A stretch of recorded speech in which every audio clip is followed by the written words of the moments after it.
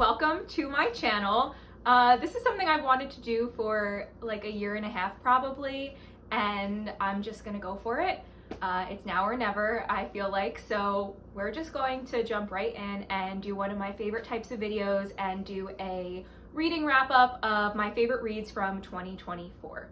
So last year I read 61 books. There was a few that I DNF'd that I didn't count towards my total, so probably I started about 70 and I finished 61 that I counted towards my Goodreads goal. I ranked 8 of my favorite books here from last year. I primarily read romance and fantasy with the occasional literary fiction and thriller thrown in, but most of my favorite reads from last year are fantasy and romance books. So if that's your taste, stick around and let's just dive right in. So in spot number 8, I have Riley Thorn and the Dead Guy Next Door by Lucy Score.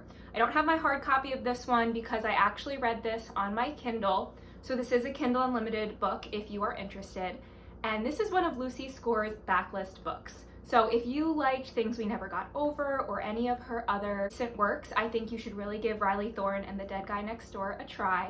It's really cute and quirky, and basically the main character, Riley Thorn, is really down on her luck at the beginning of the book. She's divorced, she recently was laid off, and she's living in this like large mansion type house with a bunch of elderly people who cohabitate with each other. So like it's not even a retirement home or anything. It's just a bunch of elderly roommates that she happens to live with. And she also has psychic abilities that she's tried to suppress throughout her entire life.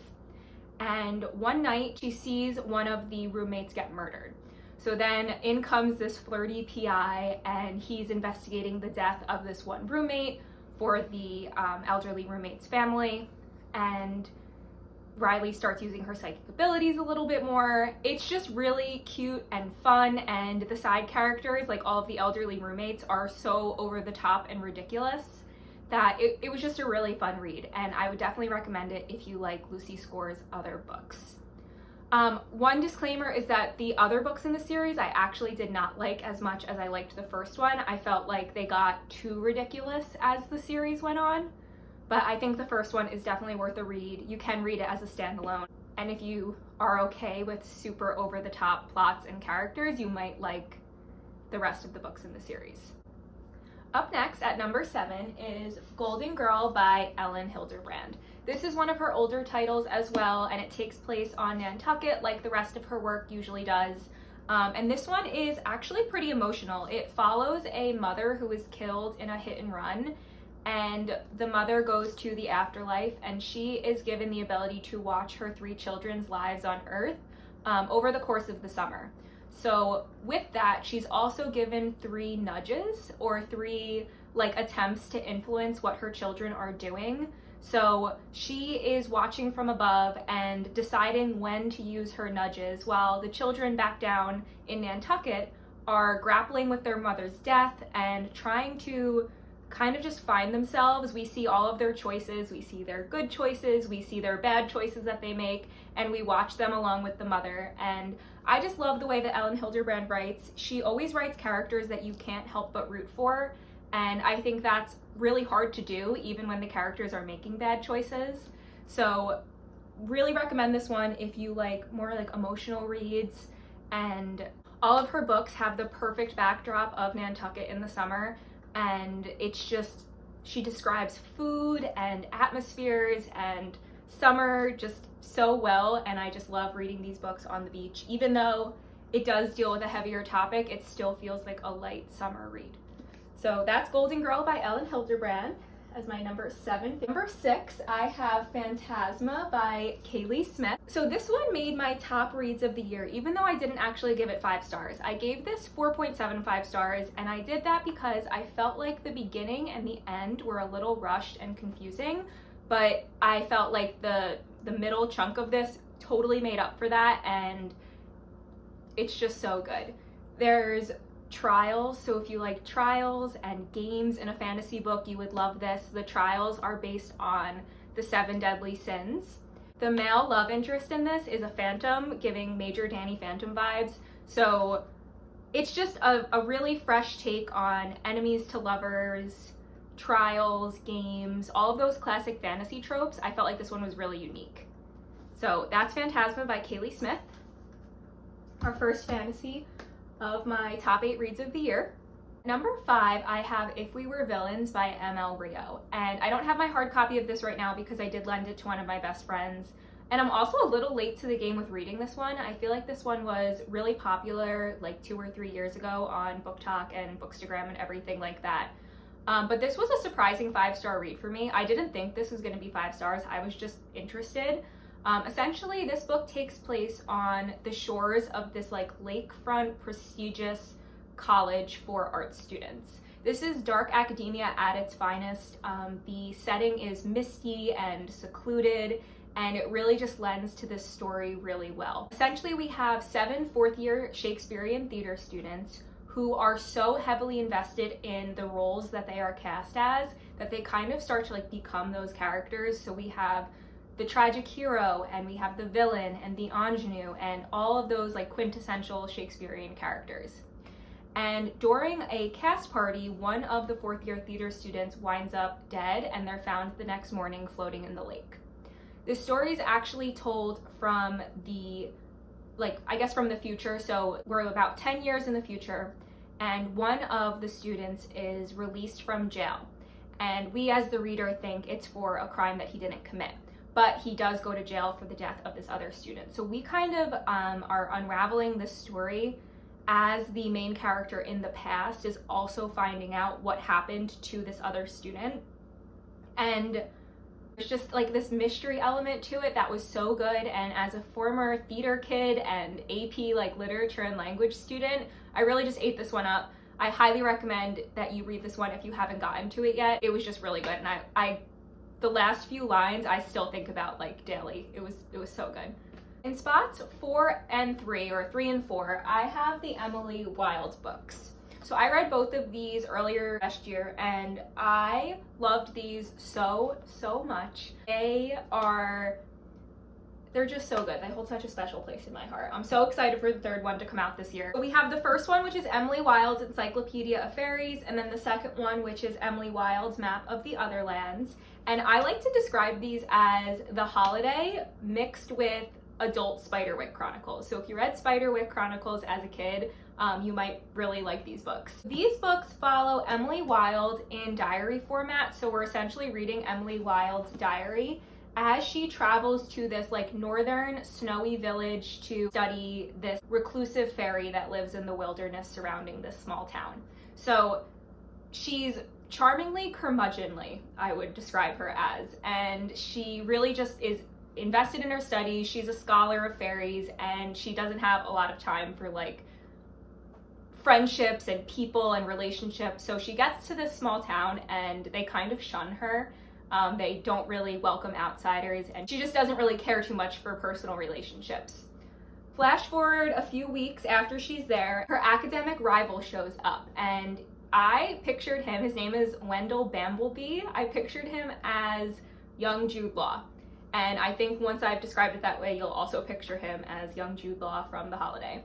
And he is funny, and their dynamic is just amazing. The romance subplot in these stories is just so unique and refreshing. I feel like it's very different from other books that I've read.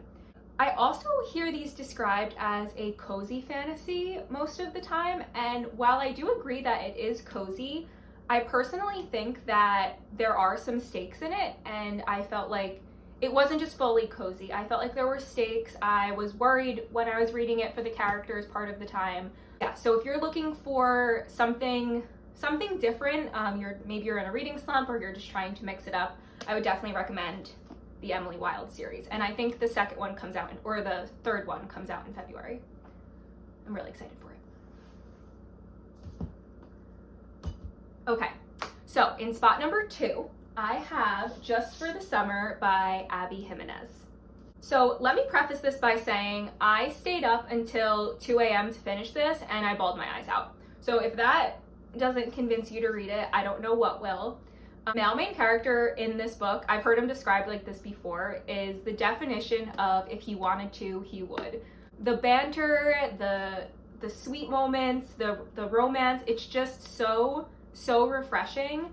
And it's also just it's more than a romance. There's emotion. The characters are really like finding themselves throughout this story, and this one just holds such a special place in my heart. I loved it so much. I would give this one 10 stars if I could, and I also recommend reading her work in order of publication. So if you do want to read this, I do recommend starting with Part of Your World and then Yours Truly before you read this one. It can be read as a standalone, but I think it will hit a little harder if you read the other 2 books in this standalone series.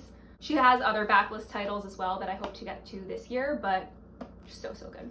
I love this one. So that's number 2. And finally, in spot number 1, I love this one. Quicksilver by Callie Hart. No notes, absolutely no notes. So good. I truly can't put into words how much I love this one. The enemies to lovers in this fully hits. This is a romantasy book. It does have very familiar elements like fairies and vampires and portals. So the world building in this book was really easy, but it also was unique in a sense. So this world just feels comfortable. Like I said, it has familiar fantasy elements while being fully unique. That's the setting. The magic system in this is also so unique. It revolves around like precious metals and alchemy, and I mean, the title is Quicksilver, so you can kind of tell, but magic system, so unique. And then we have our 2 main characters. We have Faeries, who is our female main character, and she is just like so scrappy and smart, and she's such a survivor that it's one of the only romantasy books where I was never frustrated with the female main character. Because I know in other books that we've probably all read, we can get frustrated with the main character at sometimes, but I truly felt like she was just like my girl.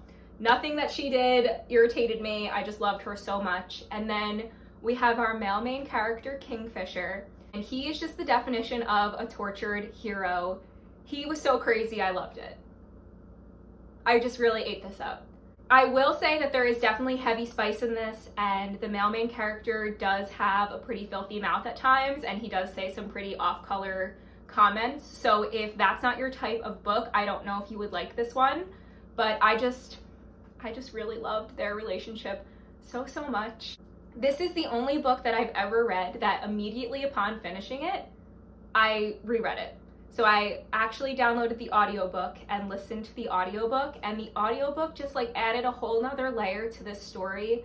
The narrators were so good, and there were 2 narrators, so we had a male narrator and a female narrator. So I feel like that also really added to this story.